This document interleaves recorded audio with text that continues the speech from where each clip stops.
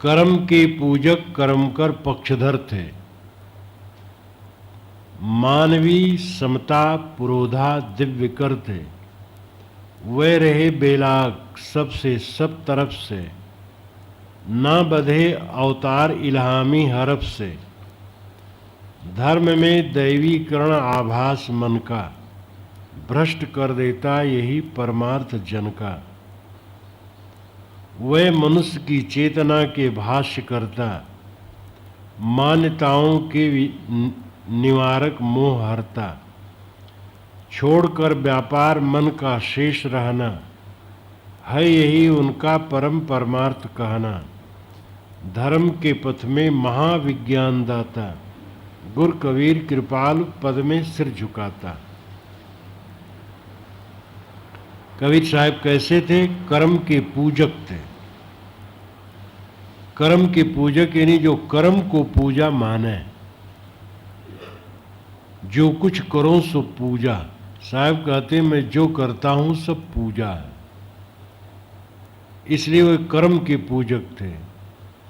कर्मकर पक्षधर थे और कर्म करों के वो पक्षधर थे। कर्मकर कहते हैं मोटा काम करने वालों को, जो हाथ से मोटा काम करता है, पत्थर छीनता है, ईंटा से दीवार बनता है, कपड़े बुनता है, अन्न पैदा करता, हल जोतता है, और भी ऐसे जो कर्म कर मोटा काम करने वाले हैं, उनके वो पक्षधर थे। कर्म करोही को तो अछूत बना दिया गया है और साहब ने इसका विरोध किया। मानवी समता पुरोधा दिव्य कर थे। मानवी समता के वो पुरोधा थे। पुरोधा नाम पुरोहित। पुरोहित कहते आगे चलने वाला, रास्ता दिखाने वाला। मानवीय एकता, मानवीय समता के दिशा निर्देशक थे और दिव्य कर थे। दिव्य कर नाम प्रकाश करने वाला, निर्मल। वह रहे बेलाग सबसे सब तरफ से। वह सबसे बेलाग थे, लगाव रहित, मोह रहित। कबीर खड़ा बाजार में सबकी मांगे खैर, ना काहू से दोस्ती ना काहू से बैर। ये बेलाग दिल होना बड़ी ऊंची बात है। और सब तरफ से, सभी दिशाओं में, सभी पक्षों में बेलाग। ना बधे अवतार इल्हामी हरफ से। अवतार और इल्हामी हरफ से वे अपने को नहीं बांधे। भारतीय परंपरा में अवतारवाद की कल्पना, बस कोई थोड़ा सा श्रेष्ठ हो बस अवतार है, अवतार है, भ्रांति पैदा करना। और सामी परंपरा में पैगंबर, इल्हामी कहते हैं आकाश से आया हुआ खुदा का संदेश।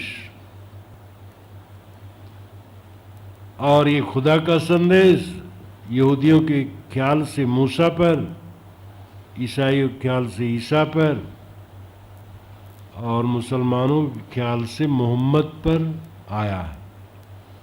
हरफ नाम अक्षर, यहाँ अर्थ है वाणी। इल्हामी वाणी में वे नहीं बधे।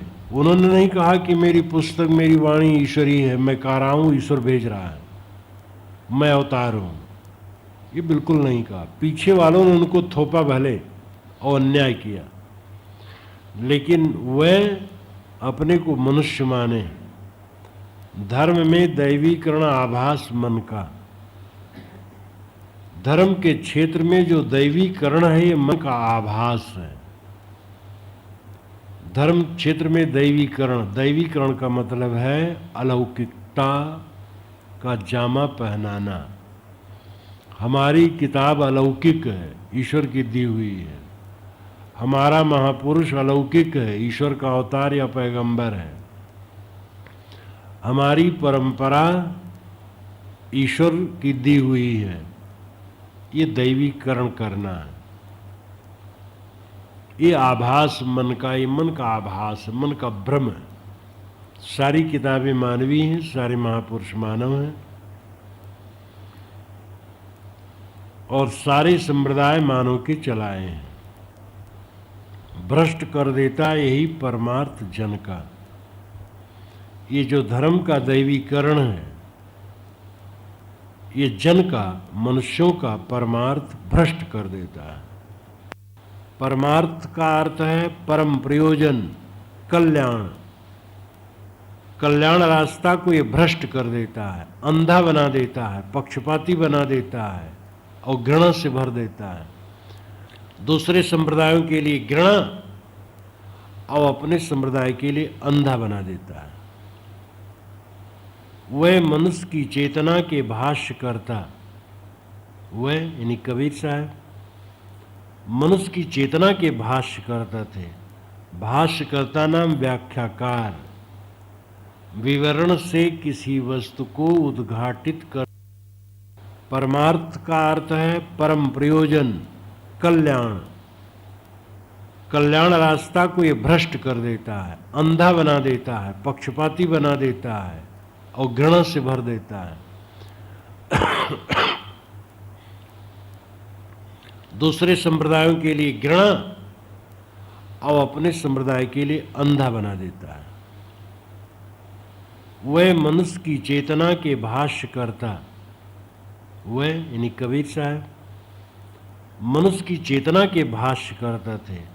भाष्यकर्ता नाम व्याख्याकार, विवरण से किसी वस्तु को उद्घाटित कर देने वाला, किसी भाव को प्रकट कर देने वाला भाष्यकर्ता है।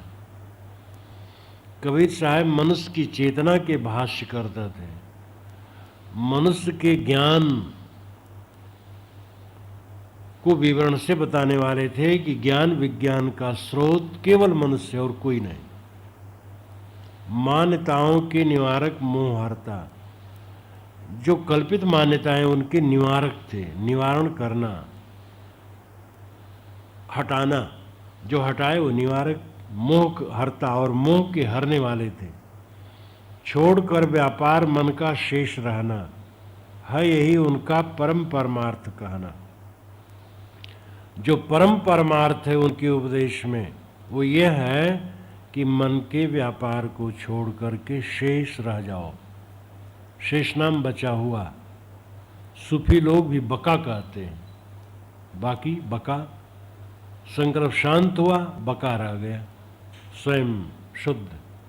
छोड़कर व्यापार मन का शेष रहना, मन का व्यापार शांत हो गया, बस स्वयं रह गया।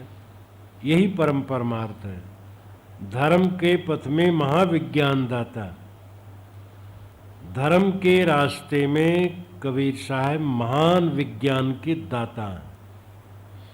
उनकी वाणी आध्यात्मिक क्षेत्र में विज्ञान का काम करती है। गुरु कबीर कृपाल पद में सिर झुकाता, ऐसे कृपाल सदगुरु कबीर के चरणों में सिर झुकाता हूँ।